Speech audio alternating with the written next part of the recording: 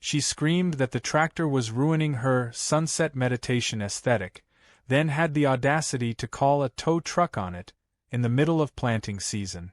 I was 20 feet deep in topsoil with 2 weeks left before the rains hit, and this woman named Karen, wearing a cardigan too clean for country life, had just chained my family's 20-year-old John Deere to a rusty tow hook like it was an abandoned shopping cart. What she didn't know was that this tractor wasn't just a machine. It was the lifeline of a fourth-generation farm. And she was about to find out that when you mess with a man's soil, you'd better be ready to get your tires dirty. Because if she wanted a scene, I was going to plant one she'd never forget. Karen arrived like a storm that didn't belong in the forecast. A fresh HOA sign had just popped up at the corner of Sweetbriar Lane and County Road 12, nailed to a tree that wasn't hers, on land that didn't belong to her. She called it Scenic Acres. I called it a delusion. We don't have HOAs out here. We have tractors, cows, diesel, and dirt. She must have confused my property with a golf course or an Airbnb she once stayed at. Her first visit came at 6:58 in the morning while I was hauling fertilizer out to the southern field. She stood at the edge of the gravel drive with a clipboard, a reusable coffee cup, and the expression of someone who smelled manure and thought it was a hate crime. She introduced herself as the president of Scenic Acres Homeowners Association, which didn't make sense because none of us ever agreed to be in one. My land's been in the Hawkins family since 1912. Karen claimed there was a shared vista agreement and that my tractor, currently parked near the road while I switched to the harvester, was a violation of the community's peaceful nature. I calmly explained that the community didn't include her invented HOA and that my tractor had more right to be there than her imported tulip bulbs. She smiled the way a cat smiles at a bird, said she'd handle it, and left. I didn't think much of it until the tow truck showed up. Big, clunky, and clearly too light for the job, the driver looked confused as soon as he saw what Karen wanted him to hook onto. He walked up to me while I was pouring diesel and asked if I was the one who ordered the tow. I told him no, but the lady over there by the mailbox was making wild hand gestures and pointing like she was directing air traffic. I saw her approach and shouted that if she touched my equipment again, I'd treat her Prius the same way I treat compost bins. She acted shocked and said I was threatening her.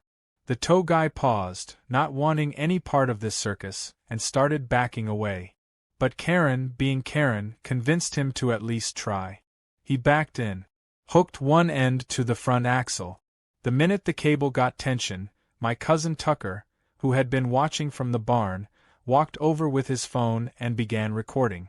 Karen screamed that he didn't have permission to film her, and Tucker shouted back that this was private property and she was the trespasser. The tow truck made a low grinding noise and failed to move the tractor an inch. My old John Deere just sat there, rooted like a stubborn oak tree. Karen stormed over and demanded I move this abomination or face the consequences. I just tilted my hat, looked down at her Lexus parked in the soft edge of the plowed row, and smiled. That's when I took a piece of white chalk out of my back pocket, walked around her car in a big circle, and drew a line in the dirt. She looked confused. I told her I was just marking out her contribution to this year's planting season. I figured if she wanted to be part of the operation, she might as well get involved properly. The look on her face was the perfect blend of horror and disbelief. Then I called over Tucker, told him to get the irrigation hose, and started dragging a bag of sunflower seeds out of the barn. She shouted something about vandalism and threatened to call the police, but by then, 2 other neighbors had pulled up in lawn chairs to watch. Word travels fast in the country. When someone sees a woman in a beige sweater trying to tow a tractor, you don't just ignore it. You bring popcorn. I began tossing seeds gently over the hood of her Lexus, making sure not to scratch anything. Tucker turned the hose on low and began lightly misting the ground around the tires. Another neighbor brought out a garden gnome and placed it next to her front wheel. It was art. Beautiful, petty, sunlit rebellion. Karen completely lost it. She screamed about lawsuits, HOA regulations, and claimed we were violating some rule about residential soil displacement. I asked her what article of her imaginary rulebook said anything about uninvited car planters. Then she called 911.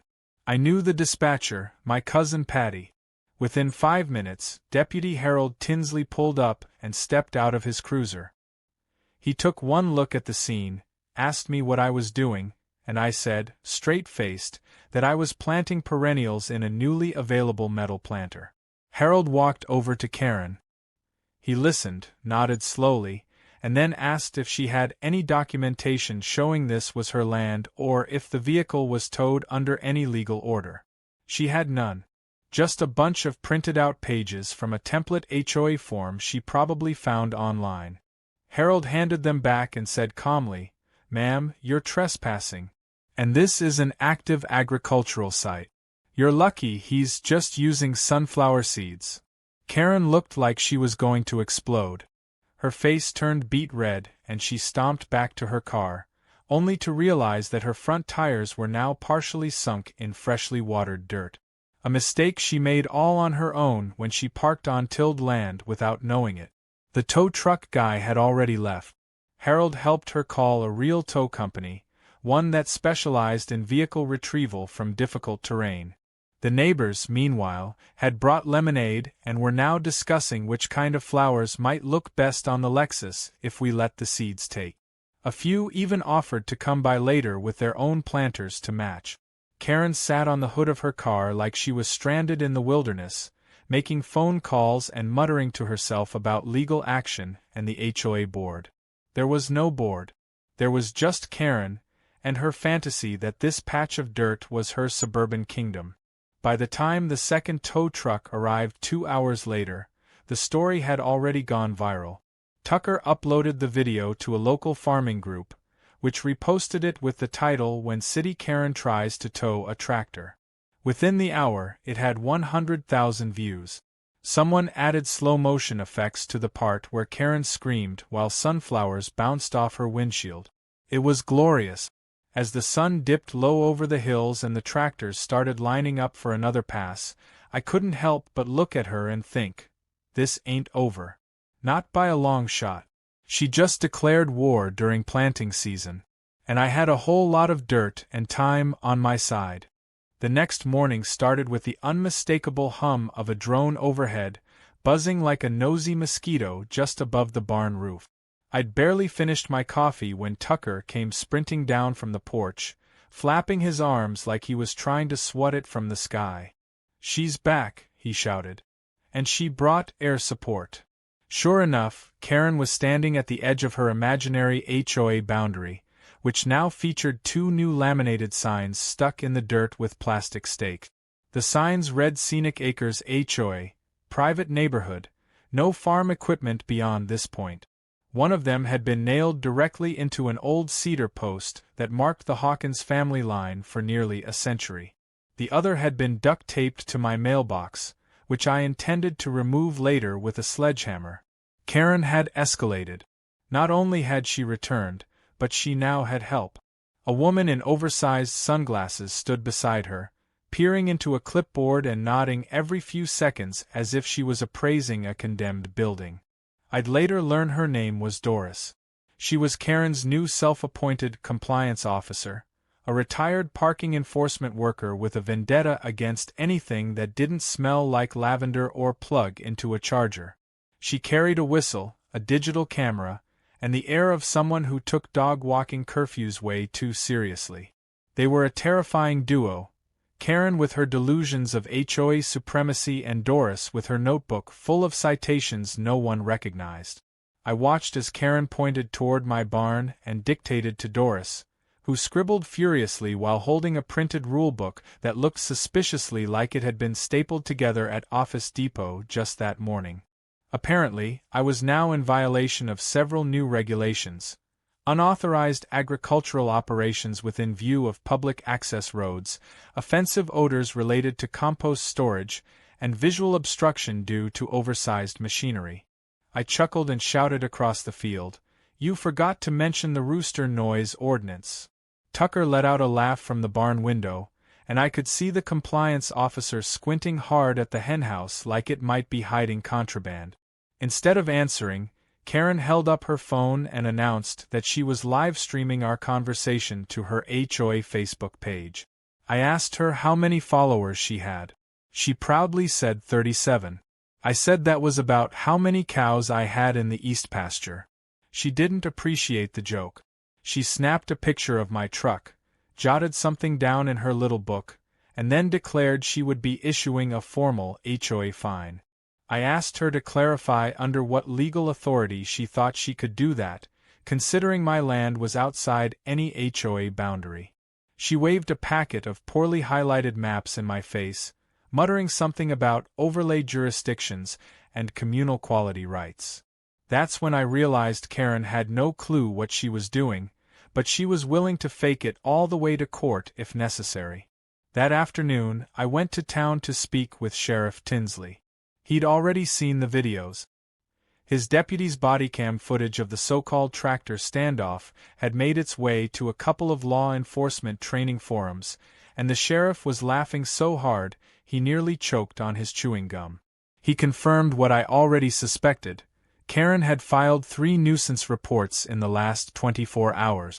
One for trespassing, one for property defacement via agriculture, and one labeled unauthorized community resistance. I asked if that last one was even a real thing. He shook his head and said, "Only if you're trying to start a political rebellion with fertilizer."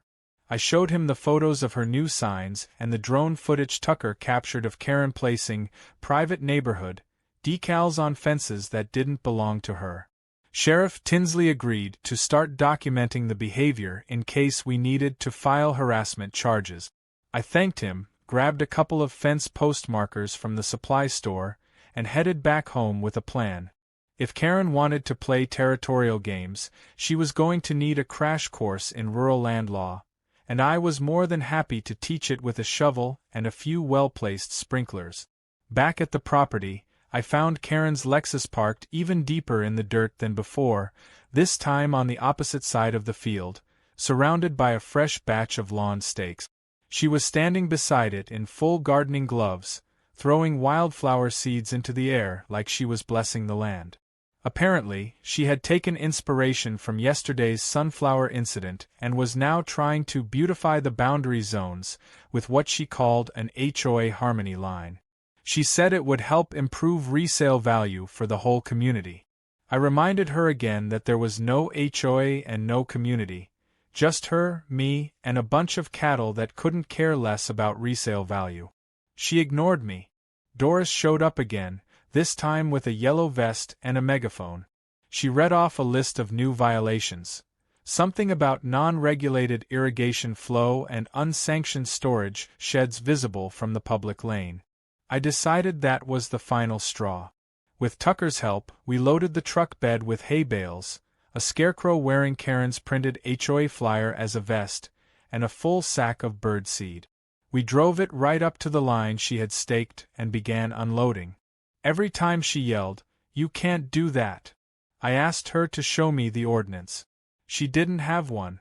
Then I got creative. With Harold's verbal okay, and some legal advice from my cousin Mallory, who works for the county clerk, I started prepping Karen's parked car for a full landscaping experience. This time, it wasn't a joke. I laid out weed barriers, filled 2 raised beds around the front bumper, and began planting marigolds and morning glory vines. Tucker ran drip lines from our nearby irrigation hose, and within 20 minutes, the car looked like it was halfway to being reclaimed by nature. A couple of chickens wandered by and perched on her side mirrors. I left them there. That night, Karen emailed every local news station, hoping to generate outrage and sympathy. But the media didn't bite the way she wanted. The story was already being shared by agricultural bloggers, and headlines like HOA President Tries to Reclaim Farmland with Fake Rules were gaining momentum. One article compared her to Napoleon, if Napoleon had moved to the countryside and declared war on tractors. Another outlet reached out for interviews. Karen refused. I didn't. The next day, I stood in front of her still-parked Lexus, now surrounded by flowers, hay, and confused chickens, and gave a heartfelt speech about respecting rural culture, community boundaries, and the right to plant in peace. The internet loved it. #PlantGate trended on Twitter. Someone remixed her screaming about jurisdiction with banjo music. A group of local high schoolers started selling t-shirts that read "Don't tow the tractor." Karen, for all her insistence on authority, had become the symbol of urban arrogance, and I had unintentionally become a small-town folk hero. It wasn't something I planned, but I wasn't about to waste the opportunity. Because this wasn't just about a tractor anymore. This was about reminding folks that when you put your foot down on someone's field, you better be ready for the roots to push back. And Karen? She was just getting started digging herself deeper into the mess. The chaos really took root when Karen filed a formal lawsuit. Not a warning, not a cease and desist letter, a full civil complaint with 3 accusations: defamation, property damage, and what she called emotional horticultural trauma. That last one had the entire county clerk's office laughing for a full day. The papers were delivered by a guy in khakis who looked like he hadn't left a strip mall in years, and when he handed them over, I asked if he'd like a tomato plant for the road. He declined. Still, I took it seriously. Lawsuits aren't things you joke about, even if they're filed by someone whose idea of trauma involves a car covered in marigold. I brought the documents to Mallory, my cousin at the clerk's office, and she nearly spit out her coffee reading the claim that my sunflower planting had been malicious and performed with the intent to deface a luxury vehicle for internet clout. She helped me file a countersuit that same afternoon, citing attempted theft of agricultural equipment, trespassing, harassment, and illegal establishment of a non-sanctioned homeowners association. We made sure to include timestamps, drone footage, and testimony from Deputy Harold. Then we sat back and waited to see how far Karen was really willing to take this. She took it way too far. First, she held an emergency HOA meeting in her driveway. No one showed up except Doris, who brought fruit snacks and a folding chair. Karen recorded herself giving a 22-minute speech about the importance of landscape control and community visual harmony, while Doris clapped politely at the end. Then she distributed flyers throughout the neighborhood claiming her car had been buried alive by a rogue farmer in an act of agro-extremism. Tucker framed one of the flyers and hung it in the barn next to a cracked horseshoe. But the most shocking part came when we discovered that Karen wasn't just playing neighborhood president, she'd been actively lobbying the local planning board to rezone several parcels of farmland, including mine, for mixed-use development. She submitted proposals for boutique shops, yoga studios, and a coffee chain none of us had heard of. The plan would gut half the valley, flatten 3 family farms, and replace them with pastel-colored sidewalks and overpriced juice bars. And she had the nerve to act like the tractor was the problem.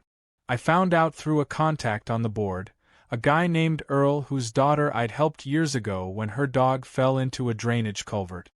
He called me late one evening and said, "Wade, I don't want to scare you, but there's a whole packet with your name on it marked for redevelopment." I didn't sleep much that night. I sat on the porch, watched the moon rise over the corn rows, and realized this wasn't about some car in a field. This was about a woman trying to rip the roots out of a community she didn't understand. The next day, I gathered the neighbors. Not just the ones on my road, but folks from every edge of the area Karen had drawn on her fantasy HOA map. We met in the community center, a red-painted building that used to be a train station, and passed out copies of the rezoning document. Gasps echoed when people saw their homes marked as future, artisan lofts, and parking conversion zones. Mr. Alvarez, who had lived there since 1968, stood up and declared that if Karen wanted a war, she'd get one, but he'd be bringing the whole salsa band with him. We formed a coalition called Save Our Soil, and within 2 days we had posters, a petition, and a calendar full of town meetings to attend. Mallory helped organize the records of every legitimate property line and tax statement going back 50 years. Tucker handled social media, where he posted drone footage of Karen measuring property lines with a ruler and looking completely baffled by the concept of acreage. People started sending in fan art. One was a cartoon of Karen trying to plant HOA flags while a giant sunflower swatted them away. Meanwhile, Karen doubled down. She posted passive-aggressive updates on her HOA page with titles like "When Neighbors Refuse to Evolve" and "The True Cost of Rural Backwardness." She accused us of forming a vigilante mob and claimed Tucker's scarecrow had made threatening gestures toward her during sunrise. She even emailed a lifestyle blog claiming she was the victim of coordinated agricultural bullying. The blog responded by doing a background check and uncovering that she'd been booted from 2 previous HOAs for excessive litigation and creating unapproved garden militias. It was all building toward the next county zoning meeting. Karen planned to pitch her rezoning proposal there, with glossy renderings of cafes and paths that no one had asked for. We planned to be there in full force, with farmers in overalls, teachers, mechanics, bakers, even some local teenagers who had turned the entire thing into a school project. On the day of the meeting, the room was packed. Karen wore a pantsuit and stood beside a giant foam-board mock-up of her vision, complete with cardboard trees and stick-on yoga mats. She opened with a speech about progress and community evolution and finished with a slideshow featuring problematic properties, all of which belonged to folks in the audience. When it was my turn, I walked to the front with a projector and a thumb drive. I played a compilation of Karen's greatest hits. Her trying to tow the tractor, screaming at Harold, arguing with chickens, and finally, standing in the middle of my field yelling about tulips while I calmly planted flowers around her car. Laughter erupted. Then I handed the board a folder filled with signatures, drone footage, and notarized statements showing Karen had no claim to any of the land she wanted to rezone. I ended by saying, "You can build a sidewalk, but you can't pave over a community." The board voted unanimously to reject Karen's rezoning request. Her mouth opened, but no words came out. Doris put a hand on her shoulder like they were consoling each other at a funeral. The crowd erupted into cheers. Someone brought in a homemade cake shaped like a tractor, and the mayor even took a selfie with Tucker. Karen stormed out, shouting about legal appeals and how we'd all regret choosing dirt over development. But that dirt was everything. It was the soil that fed our families, the fields where we taught our kids to work, the same land that our great-grandparents had cleared with their own hands. And no one, not even a clipboard-wielding Karen with a drone and a dream, was going to take that away from us. Back at the farm, I let the marigolds grow over her car just a little more. It sat there like a cautionary tale, a warning to anyone who thought the countryside was theirs to tame. I added a little sign beside it, hand-painted and mounted on a cedar post. It read, "Some people grow flowers, others grow respect." It didn't stop the war, but it marked the turning point. And everyone could feel it. The soil wasn't just holding roots. It was holding the line. The morning after the zoning meeting felt quieter than it should have.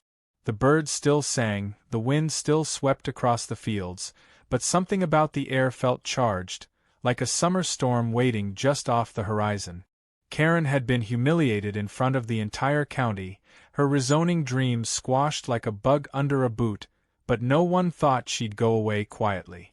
When someone loses a public fight that badly and still walks away shouting about appeals, you don't assume they're licking their wounds, you assume they're sharpening their claws.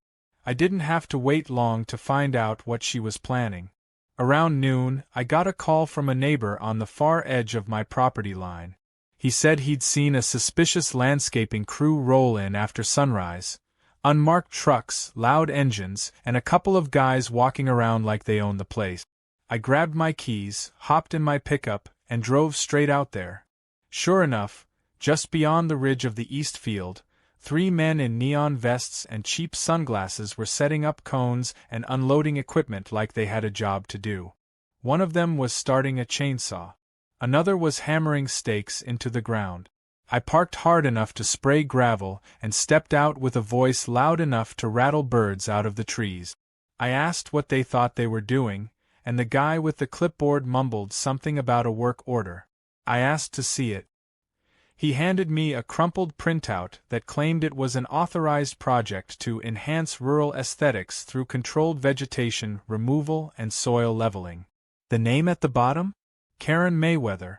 The document had no county seal, no permit number, and the return address listed was her Lexus's license plate number. They tried to act tough for about 30 seconds, until I called Deputy Harold and said I had potential trespassers and illegal land work in progress. The guy with the chainsaw turned it off before Harold even arrived. When he showed up, he asked each of them for ID. 2 of them had expired licenses, and the third admitted he didn't even know who Karen was.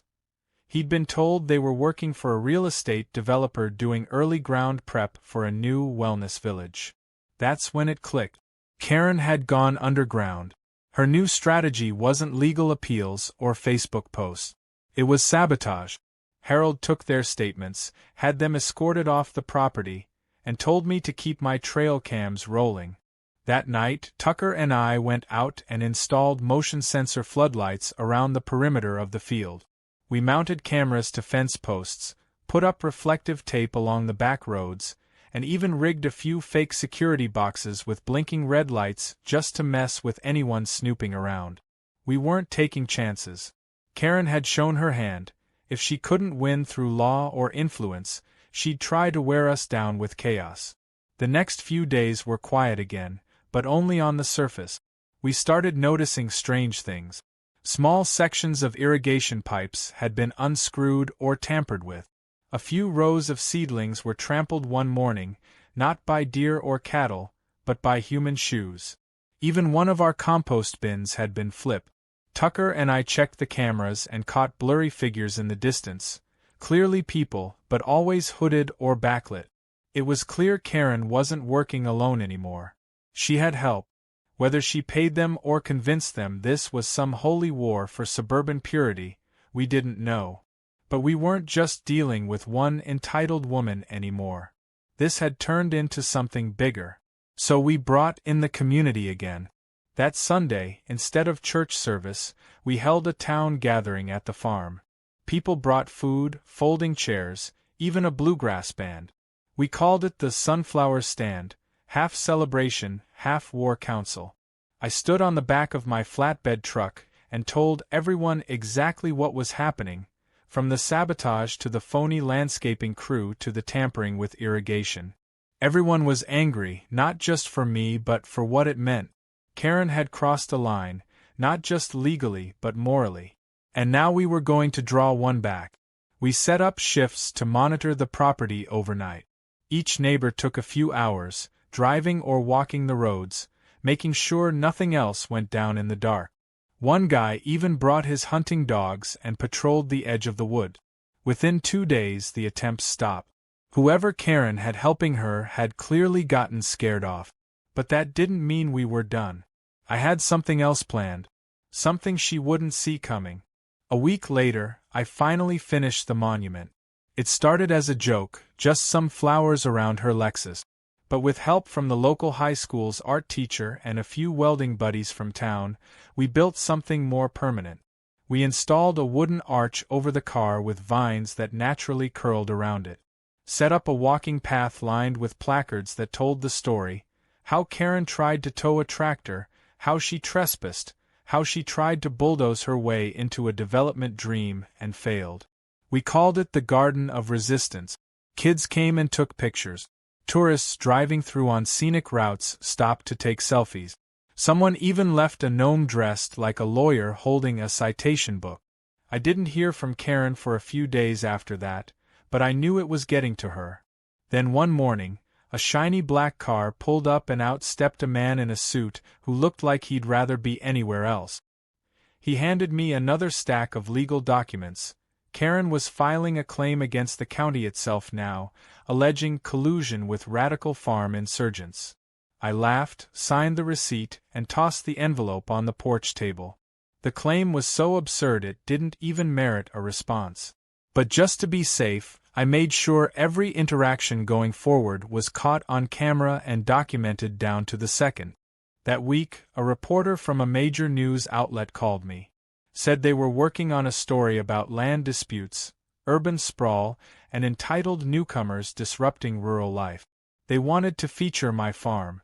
I said yes, but only if they promised to include the full picture. Not just the drama, but the community, the families, the legacy of the land. They agreed.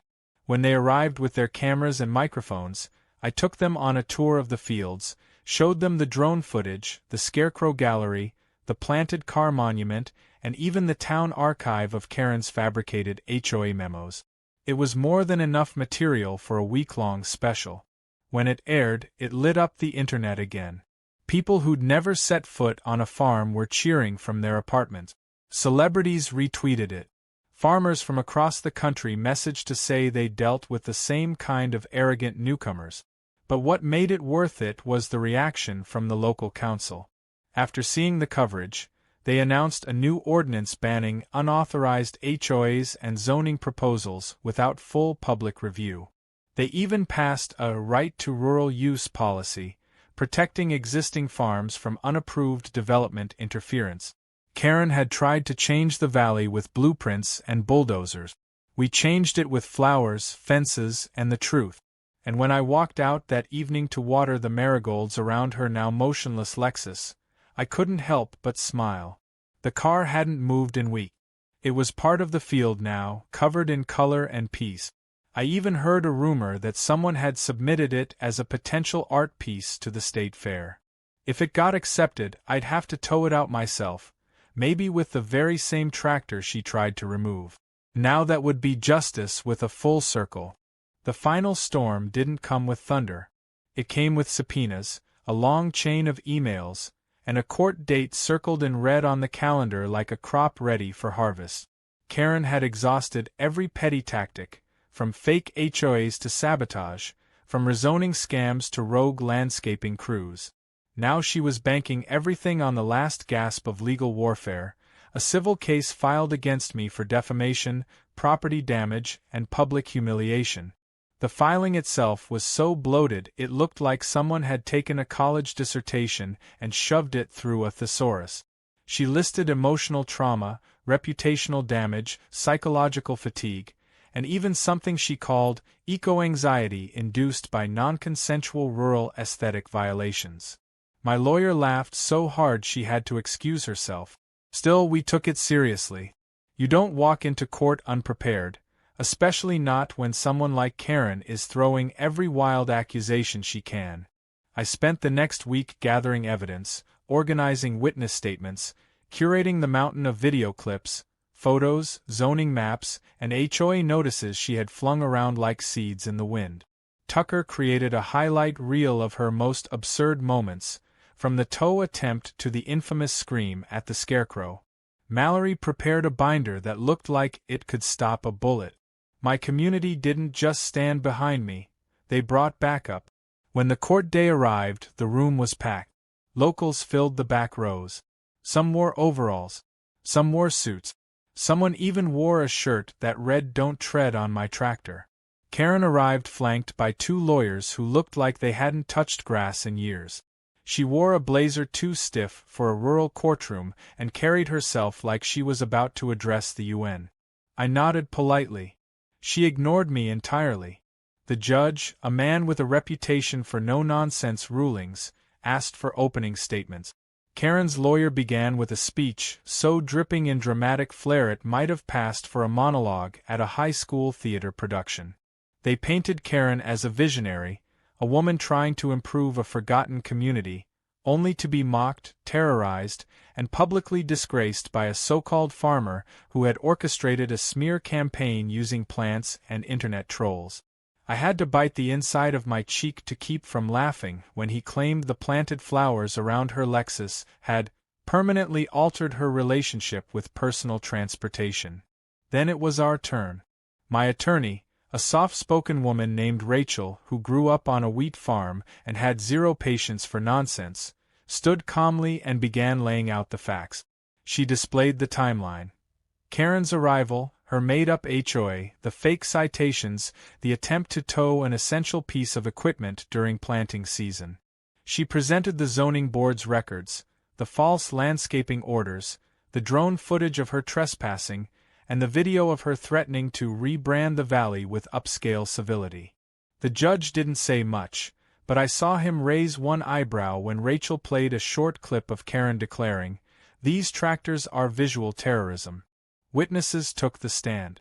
First was Deputy Harold, who recounted being called to the property multiple times over false accusations. Then came Earl from the zoning board, who testified about Karen's secret development proposals. Doris was next. To everyone's surprise, she had flipped. Whether it was guilt, embarrassment, or simply the pressure of sworn testimony, Doris admitted she'd been following Karen without ever verifying anything. She said she thought Karen had the authority because she sounded like she went to meetings. The courtroom chuckled. Karen turned a shade of red I'd only ever seen in overripe tomatoes. Then I took the stand. I spoke plainly. I told the court about my land, what it meant to me, how long it had been in the family, and how farming wasn't just a job but a legacy. I explained how disruptive it was to have my tractor targeted during the most critical planting window of the year, how I tried to respond with humor and restraint, how I didn't seek revenge but just wanted peace and boundaries respected.